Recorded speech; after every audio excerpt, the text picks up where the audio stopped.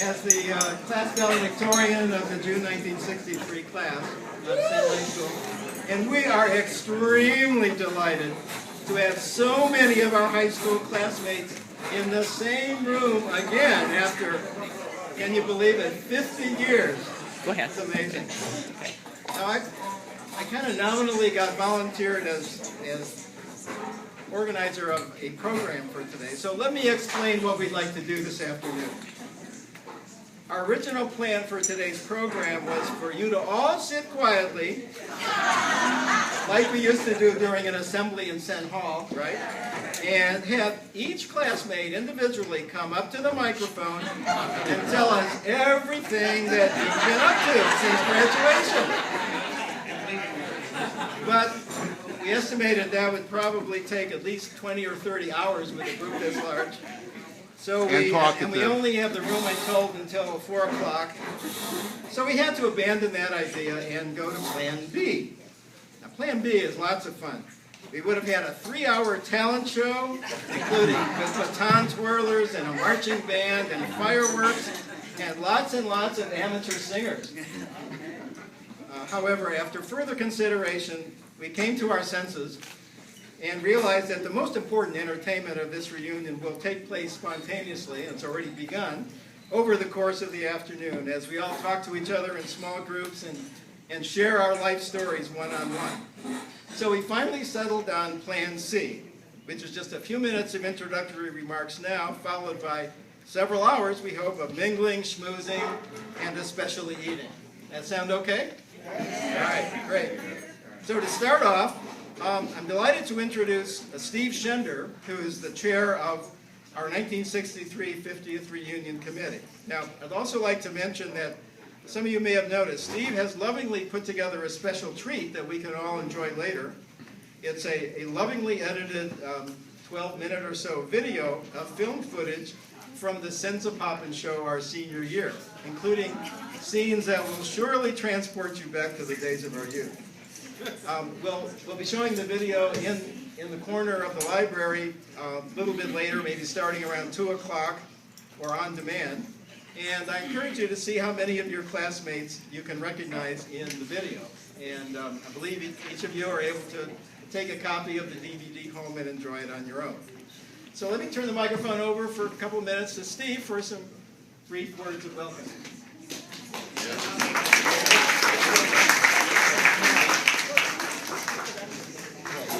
Well, in another life, I used to be a speechwriter, so I got some remarks here. It'll only take me about 20 minutes. That's kind of the standard length for a speech. First of all, I'd like to welcome everybody, and I'd like to thank you, first of all, for bailing us out.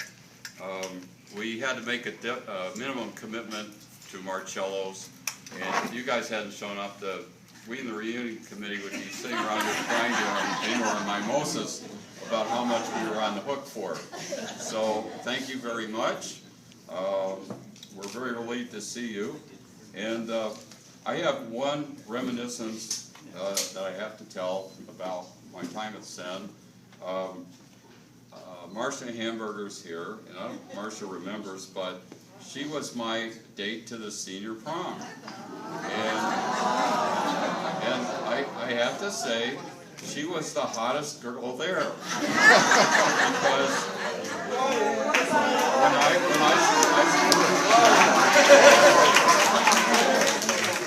I showed up with, corsage and everything to pick her up. She came to the door. She was really flushed, and I thought, wow, she's really excited to see me.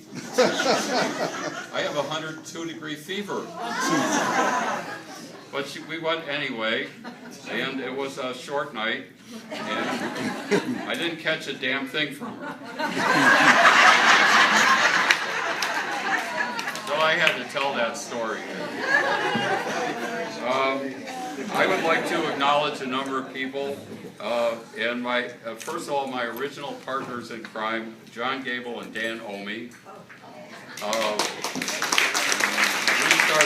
We started scheming on this thing after an impromptu get-together at Bruce Goldstein's house, and that was when I saw Dan for the first time in 48 years. And I started thinking, well, 2 years away is our 50th. It's also the school's 100th. And maybe we could, maybe we could do something with the school to help us out, and let's get something going. Well, the first thing we found out was the school had no interest. So we have to do it on our own, and we had no idea what we were going to do. But we talked about it, then we kind of divided up responsibilities. And one of the things that really helped was that John compiled a really good email list somehow, and brought a lot of other people in, and we had this sort of free-form email thing going, and the committee coalesced out of that. So I'd like to, Neil Sells was one of the people who came in, and Neil took over our phone operation, and Rachel Gelfand, Mark Mendelson helped call people and, get, I guess they got in between all the fundraising calls and stuff. Fran Mills, who designed that beautiful memory book and handled all our marketing graphics, and she really worked her butt off on that stuff. And Sandy, I didn't forget. Sandy was the copy editor for the memory book, and they both worked very hard on it. It's a great product. And then.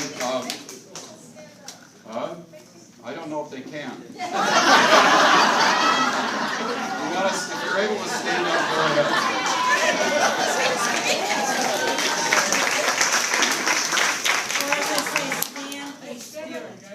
Yeah, if you can't just wave.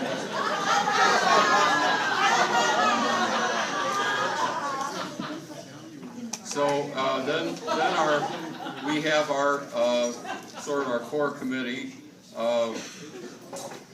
Judy did marketing. Nancy filled in for her when she was off in Africa chasing big animals around. And I have to say they didn't leave any stone unturned in their tireless efforts to sell this reunion to our classmates. I mean the stone part metaphorically, of course. And so if you're looking for somebody to blame for all those emails that filled your inbox, that's who you go to. Bob Silverstein kept our books, did our budget, monitored our spending down to nickels and cents, and managed our database. And Bob was the guy who greeted you when you signed up. He thanked you profusely for bailing us out. And then Andi, Krinberg Spitzer, she was really our boots on the ground. The rest of us were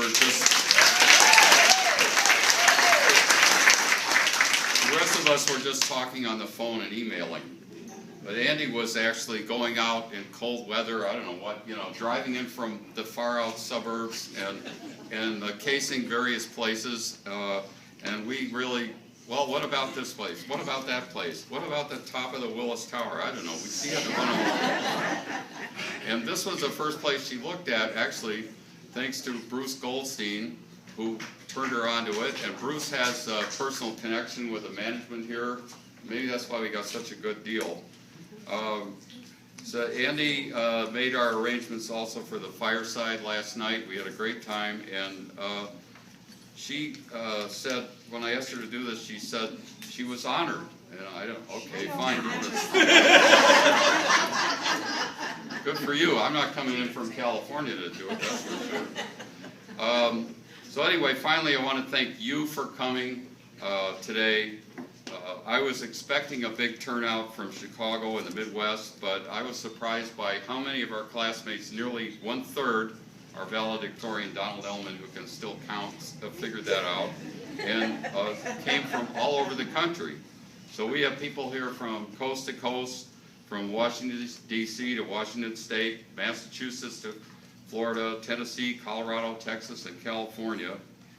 And I don't know if she's here today. Is Carrie Takagishi here? Yeah. All right. Well, the prize for the person who came the farthest goes, if we had one, goes to Carrie.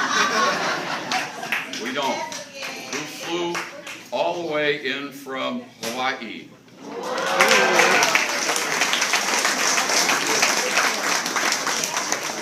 Aloha, Carrie. Carrie lives in Kapolei on Oahu, And so for coming this far to be with us today, Carrie, mahalo.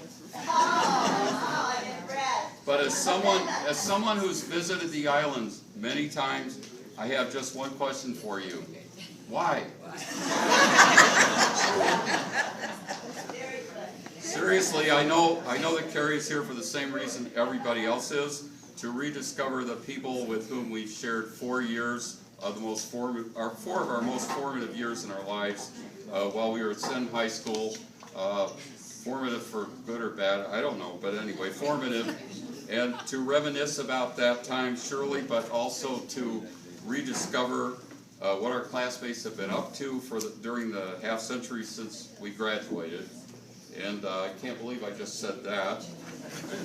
And I think that as you mingle with your classmates over the next several hours, you'll learn some surprising things about each other. I already have about Phil Bentley, and I won't share now.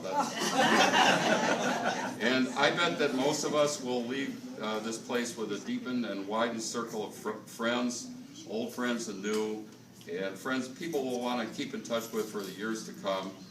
And that's what this reunion is all about for me. So thank you for making this a memorable day.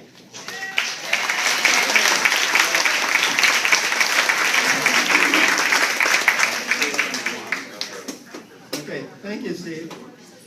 Now, some of you might remember me as that short, arrogant, stuck-up, conceited, short guy who somehow managed to obtain good grades without appearing to work any harder than anybody else. Well, now after 5 decades of humbling life experiences, I think I've mellowed a bit, maybe a little. I'd like to publicly apologize to anyone I might have offended. But as my wonderful wife of 46 years constantly reminds me, I'm still short. Now, if you haven't seen had a chance to look through the memorabilia table, I think it's like a fascinating time capsule of nostalgia. Be sure to check it out when you have a chance.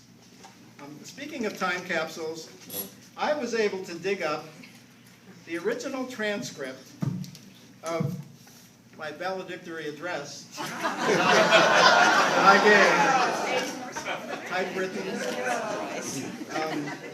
and we all hung on 50 years ago. It's very well preserved, I might add, thanks to my mother, who probably learned her lessons from the Smithsonian. The title of the speech was, you probably don't remember it. I don't know if anybody ever heard of it. It was called The Pursuit of Happiness. At least I remember the title. Now, I started with the question, what does it mean to be happy? And then I went on for, 3.5 pages to criticize our society's focus on acquiring wealth and material possessions as an artificial criterion for happiness. And I concluded that true happiness is probably an unattainable goal, and the real value in life is in the search for happiness rather than actually reaching it. Well, today, with 50 years of hindsight, I'm here to tell you that my conclusion was dead wrong. In other words, I don't think simply pursuing happiness is necessarily enough. So if I were giving the speech today, and I won't bore you with the whole thing, but I would add 2 succinct, but I think profound truths about happiness that I've come to learn over the last few decades. The first truth, which I'm sure nearly every married guy here has discovered often the hard way, can be summed up in 4 words. Happy wife, happy life. Or perhaps in this era of egalitarian relationships and same-sex marriage, perhaps it should be restated as something like happy spouse, happy house. The second truth I learned just a few months ago when I heard a talk by a Stanford psychologist named Fred Luskin, who's devoted his career to studying what leads to happiness. He observed that most people who are in the constant pursuit of something they think will make them happy, whether it's wealth, material possessions, fame, or achievement, are usually not really happy and may never be. his research shows that the key to happiness is not having everything you want or obtaining everything you want, because that can be an impossible goal. So rather, he stated in 6 simple words a much clearer truth than what I tried to say half a century ago in 500 words or more. He said, listen to this, happiness is wanting what you have. Think about it. Let me repeat. Happiness is wanting what you have. Well, fortunately, what we have here today is something I've been wanting and looking forward to for a long time, the chance to revisit memories and reconnect with old friends. So that's my message for today. Now, before we go on, let me turn the microphone back to someone who will have some important information about the timing and logistics of key events this afternoon. Now, I happened to look at the original copy of our Senn graduation program. I think there's at least one over there in the memorabilia table. And I noticed, looking under the class officers, the name next to the officer luncheon chairman is Andrea Krinberg. I guess that proves that some talents emerge early in life and persist forever. So here's Andi Krinberg Spitzer for some more information and directions about what's going to happen next today. I guess my reputation preceded me. Just a few housekeeping notes. Right after we finish here, we're going to go out into the parking lot where we're having our group picture. So if you go back out through the catering entrance, the photographer will be waiting there and he'll set us up and we're all going to look beautiful. But I also wanted to thank a couple of more people who helped me. I know a lot of committee members were already thanked, but Margot Melos and Joanne Green, Marcia Rubens, and Renee Cargerman also helped make this room so lovely today. And I think you might have seen in your email that you can buy your photograph here today directly from the photographer, $20 for the group picture. Cash or credit card is accepted. And if you're thinking about getting together with any of your grammar school buddies and you like a little grammar school group picture taken, please let the photographer know. As you see on our memory table, we have some 8th grade graduation pictures from our elementary schools.